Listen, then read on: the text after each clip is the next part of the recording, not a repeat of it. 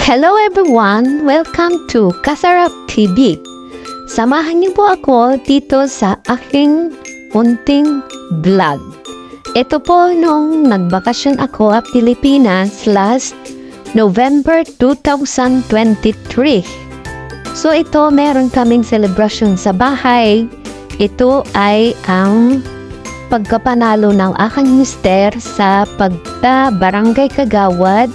Kasam ay isinabay na namin yung selebrasyon ng birthday niya para isang gastusan lamang. So ito, marami kaming naging bisita at napakasaya namin. Ganun din ang aming mga bisita at ako'y busy dyan. Masaya kahit pagod.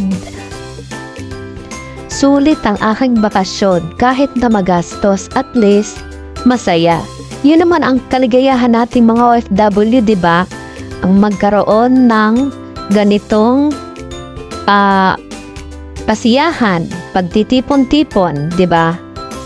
Kahit na magastos, okay lang yan kasi sulit naman. Ganun talaga. Kailangan natin mag-relax pag magbabakasyon. Pero okay lang din naman kung magbabakasyon ka lang para magpahibo kailangan gumastos. Kami kasi hindi namin naiwasan dahil nga sa sitwasyon.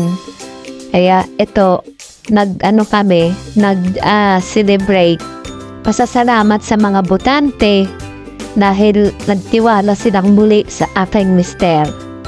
Kaya sa mga dumalo, nakisaya, maraming salamat sa inyo at tatanawin namin yun na utang na loob sa lahat ng mga sumuporta sa aking mister sa kanyang pagkapanado bilang barangay Kagawad sa aming lugar. So ayan na nga, mga busy kami dyan at hindi ako makausap ng matino dyan dahil sobrang daming inaasikaso po. Kaya pag may mga bisita akong dumarating, ayun, hi, hello. Tapos entertain na naman, nagsiserve kung ano ng mga pinagagawa ko. Syempre kasi para natin yung ating mga bisita ma-entertain. Kasi talaga pag meron tayong mga kailangan nating ma-entertain ring mga visitors. Kakatuwa, masaya, kahit na pagod. Okay lang, at least may kapalit na kaligayahan sa bawat dumalo. Nakasya. At may mga Sharon syempre. Hindi makaya sa ating mga Pinoy ang magpaharon, sa ating mga kila, sa ating mga friend. Kaya ayun, go lang.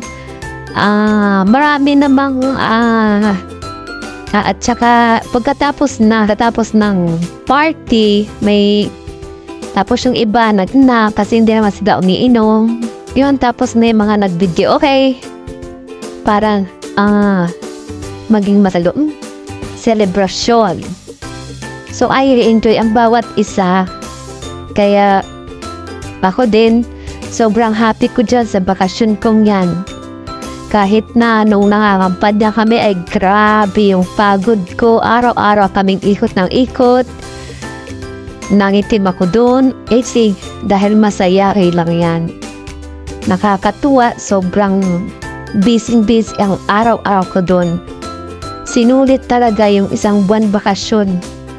Kaya yung baka na yung year na dahil meron na naman magiging silon. So kailangan handa na naman si ako ng aking week. Guys, enjoy nyo lang yung video. Maraming salamat sa inyo.